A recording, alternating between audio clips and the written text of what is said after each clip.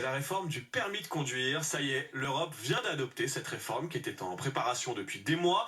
Les États membres ont maintenant 3 ans pour l'appliquer. Dans cette grande réforme, il y a plein de petites mesures qui pour la plupart sont déjà appliquées en France. Par exemple, la conduite accompagnée avant 18 ans.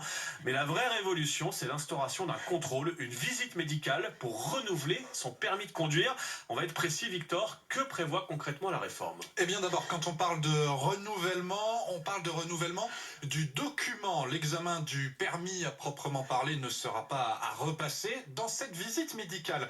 Il y aurait notamment des examens ophtalmologiques et cardiovasculaires. Attention, une nuance, le rendez-vous médical peut être transformé en formulaire d'auto-évaluation que chaque pays pourra développer.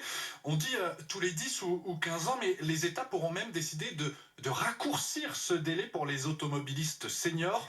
Quand l'an dernier, l'IFOP avait posé la question aux Français, 59% étaient favorables à ces visites médicales obligatoires. C'était même 70% pour les faire passer aux plus de 70 ans. Notez qu'en France, certains professionnels de la route sont déjà contraints de passer une visite médicale. La plupart du temps, c'est tous les 5 ans. Il s'agit notamment des taxis, des ambulanciers, des conducteurs de bus scolaires ou encore de ceux des transports publics.